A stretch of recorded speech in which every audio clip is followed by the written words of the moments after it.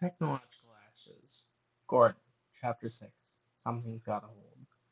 I walked back to Andy, who was smoking a Lucky Reds. What do you think of the kids so far? Andy took and put the train on autopilot. We each took a seat on the bench in the engine room. I took out a joint for each of us. Andy took his joint and lit it up with a cigarette. I think he's ballsy. I think he's resourceful. Plus, he's a doctor. We need that going forward. That's true, we did need a man of medicine. But what do you think of him, not just his perceived value? Andy rolled his eyes, as he had many times before when I called him out. I don't know, dude. I don't know. It's too soon to tell. That it was, but I liked the kid a lot. I don't know what it was about him. Well, I'm gonna take a nap. Wake me up when needed. We'll rotate. He saluted, a holdover from the military. I stumbled into my room, bit crossed from the scotch and joy. I fell down onto my mattress and immediately passed out. Suddenly, there I was, back in Kuwait. General Stanley, we're dying here. Deploy the napalm. Fuck those towel heads. The dream was relentless. I hated the military when I was forced to go into the Middle East to fight on America's corrupt behalf.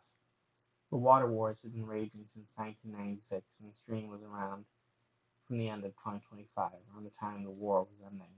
America had lost so much at the cost of countless lives and families ripped apart. General Stanley, this is Annie. Just wanted to let you know the napalm won't do it. Evac immediately. General Nathan's going to use a nuke. Teach those Arab bastards a lesson they won't soon forget. Not all my men had made it out of that blast radius. Then the whistle of the nuke falling in a blinding white light. Ah! I jolted awake, covered in sweat and screaming bloody murder. Seb came running in, probably thinking we were under attack. What's wrong? I just dismissed it with a wave of my hand. He looked indignantly at me. Fuck off, that's what. He just crossed his arms in protest and was tapping his foot. I sighed loudly as I could see his stubborn side showing. I'm not leaving until you tell me how I can help. But how could he help? No offense, Seb, but what could you possibly do? He scoffed and took a seat at the end of my bed. I can listen. You might not realize how much it helps. I'd heard that before. How true was it? I had a feeling I was about to find out. Okay, fine. It was a dream, based on a memory, a horrible day, a day that'll doom me to hell. He sat there, silently, just listening, making me feel somewhat comfortable in the uncomfortable nature of my story. It was in Kuwait. Where exactly I forget, but we nuked them. Napalm wasn't strong enough. There were casualties on every side. I wasn't a good day that day. Nor was America. I looked up and Seb was silently crying. His face was red hot and each eye was a waterfall. I told you this wouldn't help. Now I'm just making you sad. Damn, I can't do anything right.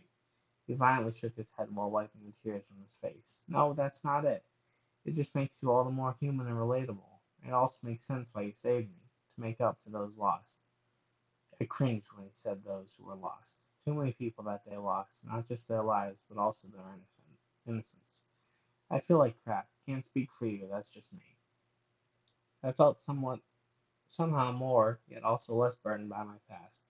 I don't feel like crap. I feel relieved, actually. Now I know you better, even if you don't know how to cope fully. Just hit me up when you need a chat. Same goes for Andy. This kid. Thanks, kid. Now, would it be too much to have another joint or a swig of scotch? Feeling a bit lost in the sea of emotions. He nodded, then surprised me. Mind if I join you? After all he had done for me, it would be nice to get to know him more. Sure. Let's go to the caboose. And stay tuned for Chapter 7. It Takes Two to Tango, coming out soon. Okay, bye. Love y'all. Toodoo.